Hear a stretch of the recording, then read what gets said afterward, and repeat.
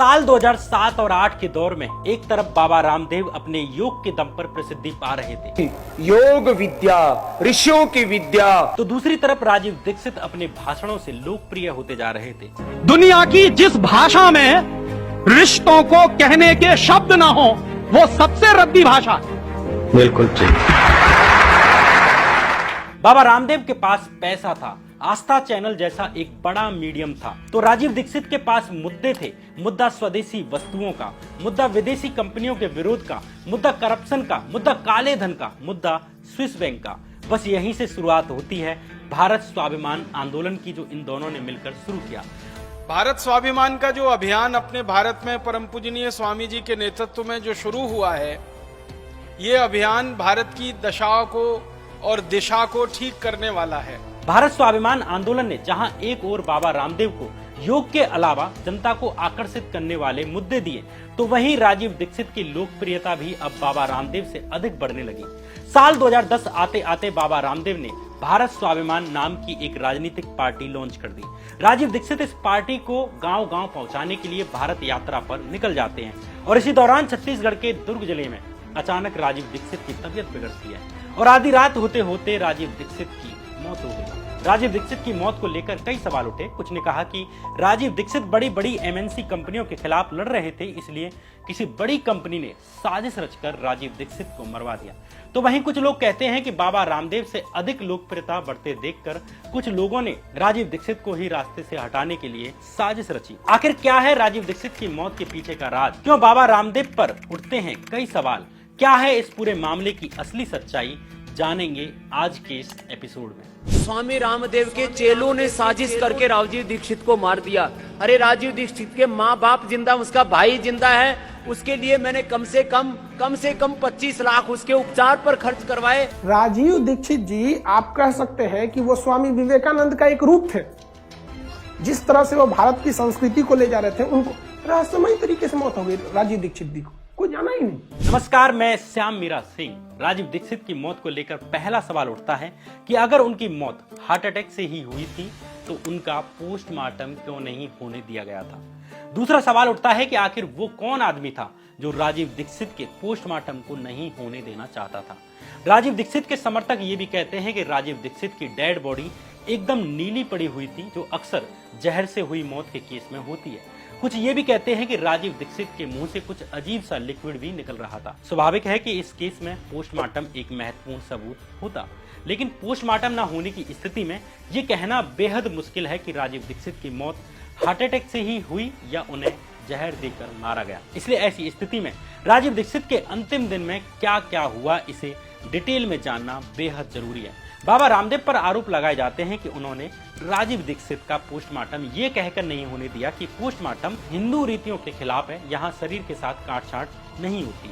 लेकिन इससे पहले कि आगे की कहानी कहूँ, सबसे पहले आपसे रिक्वेस्ट है कि सिर्फ 5 सेकंड निकालकर इस वीडियो को लाइक कर दीजिए, और अगर अभी तक आपने ये चैनल सब्सक्राइब नहीं किया है तो चैनल सब्सक्राइब कर दीजिए। ये दोनों काम इस वीडियो की रीच के लिए बेहद जरूरी है। अब आगे की कहानी। 4 दिसंबर 1984 की रात मध्य प्रदेश की राजधानी भोपाल में एक अमेरिकी कंपनी यूनियन कार्बाइड के कारखाने में से एक गैस का रिसाव होता है। देखते ही देखते पूरा शहर लाशों के ढेर में बदल जाता है। इस त्रासदी में 8000 से अधिक लोगों की मौत एक ही रात में हो जाती है। इन्हीं दिनों एक लड़का अपनी इंजीनियरिंग की पढ़ाई कर रहा था। भोपाल गैस त्रासदी से उसके मन में इन मल्टीनेशनल कंपनी के लिए नफरत भर जाती है।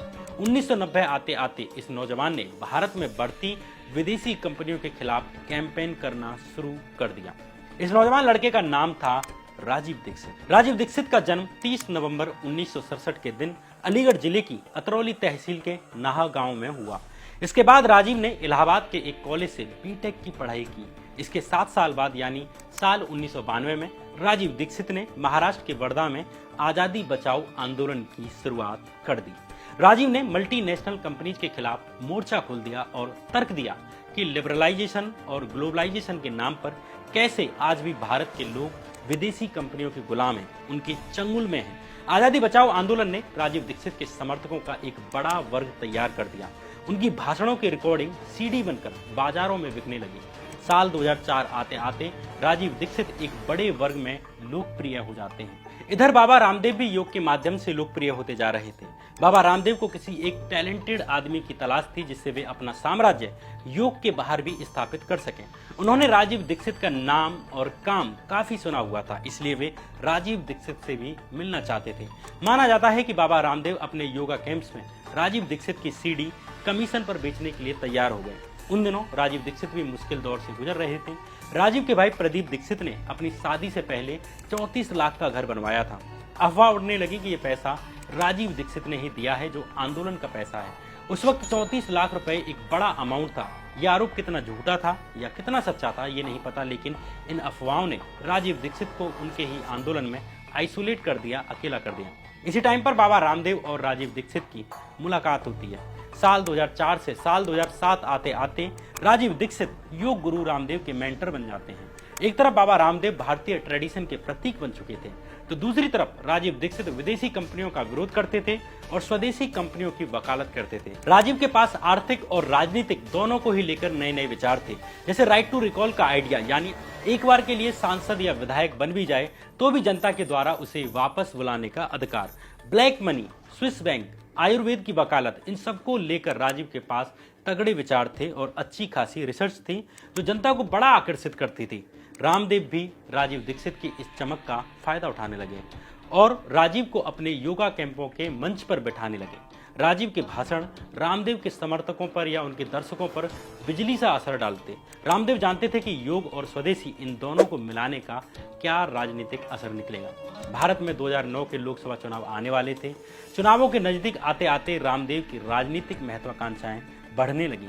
वे जानते थे कि अकेले योग से कुछ नहीं होगा, इसलिए अब स्वदेशी और योग दोनों को मिला दिया जाए और राष्ट्रभक्ति का घोल बना दिया गया।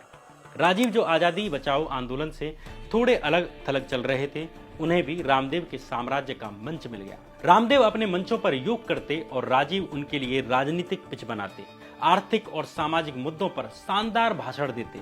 अब राजीव भी लगातार धार्मिक टीवी चैनलों पर जैसे आस्था चैनल पर दिखाए जाने लगे, जिनमें रामदेव का ही पैसा लगा हुआ था। यहीं से दोनों ने भारत स्वाभिमान आंदोलन की शुरुआत की। इसका उद्देश्य था ब्लैक मनी से लड़ना, भ्रष्टाचार से लड़ना, विदेशी कंपनियों का विरोध करना, भारतीय कंपनियों और संस्कृति की बात करना। रामदेव इस भारत स्वाभिमान आंदोलन को अपनी राजनीतिक महत्वाकांक्षाओं के लिए इस्तेमाल करना चाहते थे, यानी आंदोलन को एक राजनीतिक पार्टी में बदल देना। अब तक राजीव रामदेव के मेंटर बन चुके थे। जहां जहां बाबा रामदेव, उनके पीछे पीछे राजीव। जो भी राजनीतिक आर्थिक मुद्दे उस दौर में रामदेव उठा रहे थे, वे सब राजीव दीक्षित के आइडियाज थे। ये आरोप लगाए जाते हैं कि राजीव दीक्षित की ये प्रेजेंस और महत्व रामदेव के पुराने सहयोगी बालकृष्ण और राम भरत को खटकने लगी। वे राजीव को बाहरी आदमी की तरह देखते थे, क्योंकि राजीव उनसे अधिक प्रभावी और शिक्षित थे। उनके बीच इस लेवल का बैर था कि अगर दीक्षित और बालकृष्ण कभी एक ही कमरे में होते थे तो एक दूसरे को पहचानते भी नहीं थे, मतलब एकदम इग्नोर करते थे। वहीं कुछ लोगों को यह भी लग रहा था कि राजीव दीक्षित की पॉपुलैरिटी बढ़ती जा रही है और सारी लाइमलाइट रामदेव से खिसक कर राजीव दीक्षित की तरफ जा रही है। इधर राजीव की पॉपुलैरिटी बढ़ती जा रही थी तो दूसरी तरफ बाबा रामदेव ने मार्च 2010 में भारत स्वाभिमान नाम से एक पार्टी लॉन्च कर दी। नई दिल्ली में अपनी पार्टी को लॉन्च करते हुए बाबा रामदेव ने कहा कि मैं देश की सभी 543 लोकसभा सीटों पर अपने कैंडिडेट्स खड़े करूंगा और यहां एक क्रांति होगी। पार्टी लॉन्च करने के कुछ महीने के बाद सितंबर 2010 में बाबा रामदेव और राजीव दीक्षित ने अपनी पार्टी की सदस्यता बढ़ाने के लिए भारत स्वाभिमान यात्रा की शुरुआत की। दोनों नेता अलग अलग जिलों में जाकर अपनी पार्टी और उसके गोल्स के बारे में लोगों को जागरूक करने लगे। लेकिन कुछ ऐसे लोग थे जिन्हें राजीव की बढ़ती लोकप्रियता खटकती जा रही थी। ऐसा नहीं है कि राजीव दीक्षित को यह पता नहीं था कि कुछ लोगों को हरिद्वार में उनके होने और रामदेव से उनकी नजदीकी से दिक्कत है। वे इस बात से पूरी तरह अवेयर थे। राजीव के पुराने सहयोगी मदन दुबे कहते हैं कि राजीव शायद परेशानी में थे, क्योंकि जब जुलाई 2010 में मैंने उनसे पूछा कि क्या मुझे भी भारत स्वाभिमान पार्टी का सदस्य बनना चाहिए, तब उन्होंने मुझसे कहा कि मैं अभी इंतजार करूं। उन्होंने मुझसे कहा कि वे अभी श्योर नहीं है। इससे मुझे लगा कि शायद कुछ गड़बड़ है। अपनी भारत स्वाभिमान पार्टी के प्रचार के लिए राजीव करीब आधा देश घूम चुके थे। इस बीच 29 नवंबर 2010 के दिन राजीव दीक्षित छत्तीसगढ़ के दुर्ग जिले में पहुंचते हैं। राजीव के साथ साथ छत्तीसगढ़ के राज्य प्रभारी आचार्य दयासागर और अन्य कार्यकर्ता थे। यहाँ बेमेतरा तहसील में सुबह 10 बजे से 1 बजे तक राजीव दीक्षित का एक कार्यक्रम हुआ। इसके बाद उनका अगला कार्यक्रम शाम 4 बजे दुर्ग शहर में होना तय था। दोपहर करीब 2 बजे राजीव दीक्षित अपनी इस अगली जनसभा में शामिल होने के लिए बेमेतरा तहसील से रवाना हो गए, लेकिन इसी बीच रास्ते में ही राजीव दीक्षित को भारी पसीना आने लगा। राजीव ने राज्य प्रभारी आचार्य दयासागर को कहा कि उन्हें शौचालय जाना है। इसके बाद दयासागर राजीव दीक्षित को दुर्ग के एक आश्रम में ले गए। यहाँ राजीव को बाथरूम में काफी देर हो गई। जब शक होने पर दरवाजा खोला गया तो देखा कि पसीने से लथपथ राजीव बेहोश पड़े हुए हैं। इसके बाद राजीव को एक बिस्तर पर लेटाया गया और उनके चेहरे पर पानी छिड़का गया। थोड़ी देर के बाद जाकर राजीव होश में आए। राजीव को जब अस्पताल ले जाने के लिए कहा गया तो उन्होंने अस्पताल जाने की जगह होम्योपैथी से इलाज करवाने के लिए कहा, लेकिन राजीव को होम्योपैथी से कोई आराम नहीं मिलता। तुरंत राजीव को भिलाई जिले के इस्पात संयंत्र अस्पताल ले जाया गया, लेकिन इस अस्पताल में पर्याप्त सुविधाएं नहीं थी, इसलिए तुरंत ही राजीव को भिलाई के अपोलो अस्पताल ले जाया गया। यहाँ ऐसा भी कहा जाता है कि जब राजीव होम्योपैथी से ही चिकित्सा लेने के लिए अड़े हुए थे, तब रामदेव ने उनसे फोन पर बात की और उन्हें अच्छे अस्पताल से इलाज कराने के लिए मनाया। हालांकि रामदेव के इस फोन वाले दावे को लेकर कई तरह के विवाद हैं, जो अपने आप में कई प्रश्न खड़े करते हैं। इसकी बात आगे करेंगे। अपोलो अस्पताल में भर्ती होने के बाद राजीव की तबीयत और भी अधिक बिगड़ती चली गई और रात करीब 1-2 बजे के बीच डॉक्टरों ने राजीव को मृत घोषित कर दिया। ये मोटा माटी वो कहानी है जो राजीव दीक्षित की मौत के बारे में बताई जाती है, लेकिन राजीव दीक्षित के समर्थक यहाँ पर कई प्रश्न खड़ा करते हैं। पहला सवाल कि क्या बिना पोस्टमार्टम के ही ये खबर प्रचारित की गई कि राजीव दीक्षित की मौत दिल का दौरा पड़ने से हुई है? कोई मौत दिल का दौरा पड़ने से हुई है या जहर देने से हुई है, ये बात सिर्फ पोस्टमार्टम रिपोर्ट के बाद कही जा सकती है। अपोलो जैसे अस्पताल में एक संदिग्ध मौत होने के बाद भी राजीव का पोस्टमार्टम नहीं किया गया, ये एक बड़ा सवाल है। आखिर ऐसा क्यों किया गया, जबकि ये एक स्वाभाविक और जरूरी प्रक्रिया थी? लेकिन इसके बाद जो सवाल खड़े होते हैं वे और भी अधिक गंभीर हैं। राजीव दीक्षित की मौत के बाद बाबा रामदेव ने उनके परिवार से फोन पर बात की और अनुरोध किया कि वे राजीव दीक्षित को सम्मानित करना चाहते हैं और उनका अंतिम संस्कार गंगा के तट पर यानी हरिद्वार में करना चाहते हैं। राजीव की मौत से सदमे से जूझ रहे परिवार ने रामदेव की बात मान ली, इसलिए दीक्षित के पार्थिव शरीर को उनके गृह जिले अलीगढ़ ले जाने के बजाय एक चार्टर्ड विमान से हरिद्वार ले जाया गया, जहां बाबा रामदेव का पतंजलि आश्रम मौजूद है। यहां पतंजलि आश्रम में राजीव दीक्षित का शरीर बर्फ के ब्लॉक्स पर रखा हुआ था। आसपास उनके खास साथियों की भीड़ अपने नेता को आखिरी बार देखने के लिए आई हुई थी। राजीव दीक्षित का चेहरा गेंदे के फूल की मालाओं से ढका हुआ था। केवल यही चीज थी जो नजर आ रही थी, लेकिन लोग आपस में कानाफूसी करने लगे। राजीव का चेहरा पहचान में नहीं आ रहा था। उनका चेहरा अजीब सा बैंगनी और नीला पड़ चुका था। नाक से भी काले नीले रंग का कुछ बह रहा था।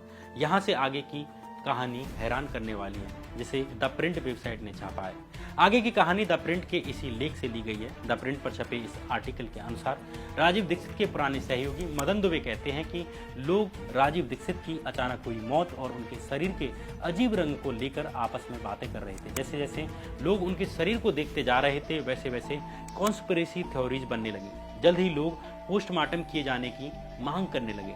दुबे आगे कहते हैं कि फाइनली मैंने तेज आवाज में कहा कि यहाँ कुछ धोखा हुआ है। मैं जानना चाहता हूँ कि क्या कोई और भी है जो पोस्टमार्टम चाहता है। इसके बाद दुबे ने रामदेव को एक पत्र देने के लिए ऐसे लोगों के साइन लेने शुरू किए जो पोस्टमार्टम करवाना चाहते थे। करीब 50 लोगों के साइन के बाद अगली सुबह करीब 6 बजे कोहरे में 9 लोगों का एक ग्रुप रामदेव के पास एक पत्र लेकर पहुंचता है, लेकिन इस ग्रुप को बाबा रामदेव के बॉडीगार्ड्स ने अंदर जाने से रोक दिया।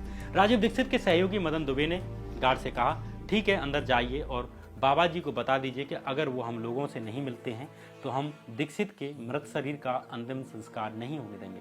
अंत में करीब 7:30 बजे बाबा रामदेव एक बैठक करने के लिए मान गए और उन्होंने दुबे और उनके सहयोगियों को अंदर बुला लिया, लेकिन इन लोगों के फोन बाहर ही रखवा लिए गए ताकि कोई इस बातचीत की रिकॉर्डिंग ना करे। द प्रिंट के इस आर्टिकल के अनुसार इस मीटिंग में बाबा रामदेव ने कहा, तो आप लोग क्या चाहते हो? इस पर दुबे ने कहा कि हम सब आजादी बचाओ आंदोलन के ट्रस्टी हैं और दीक्षित का पोस्टमार्टम चाहते हैं। इस पर बाबा रामदेव ने कहा कि जब ये एक प्राकृतिक मौत है तो इसकी क्या जरूरत है। इस पर दुबे ने कहा कि हमें डाउट है, इसलिए पोस्टमार्टम होना चाहिए। ये बहस ऐसे ही होती रही, लेकिन बाबा रामदेव पोस्टमार्टम के लिए नहीं माने। बाबा रामदेव ने कहा कि हिंदू धर्म में इस तरह की काट छाट नहीं होती, जो जैसे आता है वैसे ही जाता है। लेकिन दुबे ने रामदेव की ये बात नकारते हुए कहा कि राजीव दीक्षित का कोई धर्म नहीं था, उनका धर्म देश के प्रति उनकी सेवा थी। उन्होंने कभी भी खुद को किसी खास धर्म का व्यक्ति नहीं कहा। इसलिए आप हिंदू धर्म के बारे में चिंता ना करिए और पोस्टमार्टम करवाइए। इससे सब कुछ पानी की तरह साफ हो जाएगा, जो मेरे लिए भी अच्छा है और आपके लिए भी, अन्यथा उंगलियां उठती रहेंगी। करीब 1 घंटे तक चली इस बहस में रामदेव दुबे पर गुस्से में रहे, लेकिन अंततः रामदेव इस बात के लिए मान गए कि वे हॉल जाएंगे जहां दीक्षित का शव रखा हुआ था और वहां लोगों से और दीक्षित के परिवार से पूछेंगे कि क्या पोस्टमार्टम होना चाहिए। इसके बाद रामदेव अपनी कार से उस हॉल के लिए निकल जाते हैं जहां राजीव दीक्षित का शव रखा हुआ था। वहीं राजीव के आजादी बचाओ आंदोलन के ट्रस्टी इस हॉल के लिए पैदल पैदल निकल जाते हैं। बाबा रामदेव के निवास से हॉल करीब 20 मिनट की पैदल दूरी पर था। दुबे और आजादी बचाओ के कार्यकर्ताओं के वहां पहुंचने से पहले ही नाराज रामदेव हॉल में पहुंच चुके थे, जहां रामदेव ने एक माइक पकड़ते हुए कहा कि कुछ लोग मुंबई से आए हैं, वे मुझसे दीक्षित का पोस्टमार्टम कराने के लिए कह रहे हैं। मृत शरीर के साथ छेड़छाड़ करने की अनुमति हिंदू धर्म में नहीं है। इस पर भारत स्वाभिमान से जुड़ी हरियाणा की डॉक्टर सुमन ने कहा कि फिर आप करवा क्यों नहीं रहे, लेकिन रामदेव कोई जवाब देने के मूड में नहीं थे। अपने लोगों की तरफ मुड़ते हुए रामदेव ने उन्हें आदेश दिया कि सबकी अंतिम यात्रा की तैयारी की जाए। इस वक्त सुबह के करीब 9 बज रहे थे, जबकि शमशान घाट पर जाने का समय सुबह 11 बजे का निर्धारित किया गया था। लेकिन रामदेव के लोगों ने सबको अंतिम संस्कार के लिए तैयार कर लिया। सबको तुरंत ही एम्बुलेंस पर लदवा दिया गया और शमशान घाट पर जाने के लिए तैयार हो गए। द प्रिंट पर छपे आर्टिकल के अनुसार राजीव के पुराने सहयोगी रहे मदन दुबे कहते हैं कि हम जब हॉल पहुंचे तो देखा कि सबको एम्बुलेंस में लादा जा रहा है। हमने घबराते हुए एम्बुलेंस को रोकने की कोशिश भी की। माना जाता है कि शमशान में पहुंचने पर रामदेव राजीव के भाई प्रदीप दीक्षित की तरफ मुड़े और कहा कि अगर तुम पोस्टमार्टम चाहते हो तो हम ये करवा सकते हैं। इस पर प्रदीप ने कहा कि स्वामी जी, यहाँ ये सब लोग पहले से ही आए हुए हैं, आपने हम सब के लिए पोस्टमार्टम ना करवाने का निर्णय ले ही लिया है, अब इस पर बात करने का कोई पॉइंट नहीं है। द प्रिंट पर छपे इस आर्टिकल में पत्रकार प्रियंका पाठक नारायण कहती हैं कि मैंने प्रदीप से पूछा कि उन्होंने रामदेव से ऐसा क्यों कहा था। इस पर प्रदीप ने कहा, और मैं कर ही क्या सकता था, सब लोग घाट पर पहुंच ही चुके थे, मुझे समझ नहीं आया कि क्या कहूँ। लोग आकर मुझसे तरह तरह की बातें कर रहे थे। अगर वे सच थे तो इसकी क्या गारंटी थी कि पोस्टमार्टम रिपोर्ट से भी छेड़छाड़ नहीं की जाती।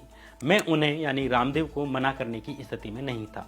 कुल मिलाकर पोस्टमार्टम न करवाने के कारण जो भी हों, अच्छी इच्छा से हों चाहे बुरी इच्छा से हों, लेकिन उस दिन से शुरू हुआ ये सवाल कि राजीव दीक्षित का पोस्टमार्टम क्यों नहीं करवाया गया, आज भी बाबा रामदेव का पीछा नहीं छोड़ता है। हो सकता है कि स्वामी रामदेव ने अच्छे मन से ही ऐसा चाहा हो, लेकिन एक ऐसे आदमी की अचानक मौत के बाद जिसके पीछे कई मल्टीनेशनल कंपनियां थी, जिसकी लोकप्रियता से भी कई लोगों को निजी चिढ़ थी, वैसे में ऐसे टारगेटेड व्यक्ति की मौत के बाद पोस्टमार्टम ना हो पाना कहीं ना कहीं कई सारे प्रश्न खड़ा करता है। खासकर राजीव के समर्थक ही कहते हैं कि राजीव की मौत के बाद उनका शरीर काला पड़ चुका था, इसलिए किसी अनहोनी की पूरी गुंजाइश वे मानते हैं। हालांकि सवाल सिर्फ इतने नहीं हैं बल्कि और अधिक हैं। जैसे आस्था चैनल के माध्यम से बाबा रामदेव ने एक बार कहा है कि हार्ट अटैक आने के बाद उन्होंने राजीव दीक्षित से 4 घंटे बात की थी। उस वक्त उसका भाई भी उसके साथ बैठा था जो जीवित है। राजीव भाई दीक्षित ने 4 घंटे मुझसे बहस की। लेकिन सच्चाई यह है कि राजीव दीक्षित के भाई प्रदीप दीक्षित के भिलाई पहुंचने से पहले ही राजीव दीक्षित की मौत हो चुकी थी। जब प्रदीप दीक्षित रास्ते में ही थे तब ही उनको राजीव की मौत की खबर मिल गई थी। प्रदीप दीक्षित के बयान के अनुसार जब वे अस्पताल पहुंचे तो उन्हें उनके भाई का शव मिला। सवाल यह है कि फिर बाबा रामदेव ने ये झूठ क्यों बोला कि उन्होंने राजीव से फोन पर बात की थी और उस वक्त उनका भाई प्रदीप भी मौजूद था। दूसरा सवाल यह है कि आस्था टीवी पर बाबा रामदेव कहते हैं कि मैं करीब 1 घंटे तक उनको समझाता रहा। 1 घंटे तक उनको शायद ये जेनेटिक बीमारी थी, बीपी की, शुगर की, हार्ट की। उसके खानदान में डायबिटीज है, उसको हार्ट अटैक है, उसको पहले भी माइल्ड अटैक आया, को शायद जेनेटिक की प्रॉब्लम थी, बीपी की, शुगर की, हार्ट की, 3। लेकिन बाबा रामदेव का ये दावा भी झूठा है कि राजीव को शुगर वगैरह की बीमारी थी या हार्ट की बीमारी थी। तीसरा सवाल ये भी कि बार बार रामदेव राजीव दीक्षित से हुई बातचीत को लेकर बयान बदलते हैं। कभी कहते हैं कि 4 घंटे बात की थी, कभी कहते हैं कि 1 घंटे बात की थी। राजीव भाई दीक्षित ने 4 घंटे मुझसे बहस की। करीब 1 घंटे तक समझाया। यहाँ राजीव के भाई प्रदीप का बयान महत्वपूर्ण है। प्रदीप कहते हैं कि रामदेव के लोगों ने मुझसे फोन पर कहा था कि राजीव बातचीत की हालत में नहीं है, लेकिन ये कैसे हो सकता है कि ट्रीटमेंट के बीच में ही वे रामदेव से घंटों बात कर लें। प्रदीप ये भी कहते हैं कि उनके भाई को कोई बीमारी नहीं थी, ना उन्होंने कभी डायबिटीज, ब्लड प्रेशर या हार्ट अटैक की दवाई ली। सवाल यह है कि फिर बिना जाने ही रामदेव ने सार्वजनिक मंचों से ऐसे झूठ क्यों बोले कि राजीव को डायबिटीज की जेनेटिक बीमारी थी। एक सवाल तो राजीव के इलाज के खर्च को लेकर भी है। बाबा रामदेव आस्था टीवी पर कहते हैं कि उसके इलाज के लिए मैंने 25 लाख रुपए खर्च कर दिए। उसके सारे इलाज के डॉक्यूमेंट्स, उसके लिए मैंने कम से कम 25 लाख उसके उपचार पर खर्च करवाए। लेकिन राजीव दीक्षित ऑफिशियल नाम के यूट्यूब चैनल ने इन डॉक्यूमेंट्स को जारी करते हुए दावा किया कि बाबा रामदेव यहाँ भी झूठ बोले, क्योंकि राजीव के इलाज के लिए अस्पताल ने 30,000 रुपए जमा करवाए थे, जिसमें से उल्टा 2831 रुपए वापस हुए, यानी इलाज पर मात्र 27,169 रुपए खर्च हुए। अगर एक कॉमन लॉजिक भी लगाएं तो साल 2010 के वक्त पर जब इलाज में आज के जैसे बिल नहीं बनता था, वहां सिर्फ एक दिन में 25 लाख रुपए कहां खर्च हुए होंगे। ऐसा कौन सा इलाज दिया गया होगा बिना ऑपरेशन, बिना बड़ी चिकित्सा के एक दिन में 25 लाख रुपए खर्च हो जाने की बात लॉजिकल भी नहीं लगती। ऐसा नहीं है कि राजीव की रहस्यमयी मौत के पीछे कोई साजिश हो ही सकती है, या हो सकता है उनकी मौत प्राकृतिक ही हुई हो, या हो सकता है कि कोई साजिश ही हुई हो। लेकिन किसी भी परिस्थिति में आज कोई एक स्पष्ट मत देना मुश्किल है। अगर उस वक्त रामदेव राजीव दीक्षित का पोस्टमार्टम करवा लेते तो या तो असली गुनहगारों का सच पता चल जाता, कोई साजिश बाहर आ जाती, या कुछ भी नहीं निकलता। लेकिन दोनों ही स्थिति में रामदेव इस सवाल से बच जाते कि राजीव दीक्षित की मौत कैसे हुई। जनवरी 2019 में मोदी के नेतृत्व वाले प्रधानमंत्री कार्यालय यानी पीएमओ ने राजीव दीक्षित की रहस्यमयी मौत की दोबारा जांच करने के लिए छत्तीसगढ़ राज्य की दुर्ग पुलिस को आदेश दिया था, यानी राजीव की मौत के 9 साल बाद। लेकिन अब 2023 में इस आदेश को 3.5 साल से अधिक का वक्त बीत चुका है, लेकिन अभी सार्वजनिक पटल पर इस जांच को लेकर कोई सूचना नहीं है, कोई अपडेट नहीं है कि क्या हुआ। इसके कुछ अर्थ निकाले जा सकते हैं। एक तो ये कि प्रधानमंत्री कार्यालय को वास्तविकता में ही प्रथम दृष्टया ऐसा लगता होगा कि राजीव की मौत के पीछे कोई राज है। दोबारा जांच के आदेश से पहले सरकार ने कुछ तो तथ्य देखे ही होंगे, तब जाकर कन्विंस हुए होंगे कि हाँ, दोबारा जांच की जरूरत है, दोबारा जांच होनी चाहिए एक बंद केस की। इसका दूसरा अर्थ ये भी हो सकता है कि साल 2019 के चुनावों के वक्त मोदी सरकार रामदेव पर दबाव बनाना चाहती हो या कोई बार्गेनिंग करना चाहती हो। वैसे में 2 सवाल उठते हैं। पहला सवाल कि साल 2019 में दोबारा जांच का आदेश दिया गया, तो अब उस जांच का क्या हुआ, उसकी कोई सूचना सार्वजनिक पटल पर क्यों नहीं है। दूसरा सवाल कि क्या इस मामले में अंदर ही अंदर सेटलमेंट या बार्गेनिंग हो गई, जिस कारण इस जांच में आगे कोई उत्साह दिखाया नहीं गया। ऐसा भी हो सकता है कि इस मामले में जांच के लायक कुछ मिला भी ना हो। जो भी हो, ये कहानी फिलहाल यहीं समाप्त होती है। इस सवाल का आंसर दिए बगैर कि राजीव दीक्षित की मौत कैसे हुई, अगर ये साजिश थी तो किसने की, आपको क्या लगता है, ये बात आप कमेंट बॉक्स में बता सकते हैं। आपको अगर किसी मुद्दे पर वीडियो देखनी है तो ये कमेंट बॉक्स में बता सकते हैं, क्योंकि ये वीडियो कमेंट बॉक्स में बार बार आने वाले कमेंट्स के बाद ही बनाई गई है। अगर आपको ये वीडियो पसंद आई है तो लाइक कर दीजिए और चैनल सब्सक्राइब कर दीजिए अगर अभी तक नहीं किया है, और शेयर कर सकते हैं अगर इस वीडियो को, तो ये मेरे लिए एक निजी इनाम की तरह होगा आपकी तरफ से। तब तक के लिए बने रहिए इस चैनल पर। नमस्कार।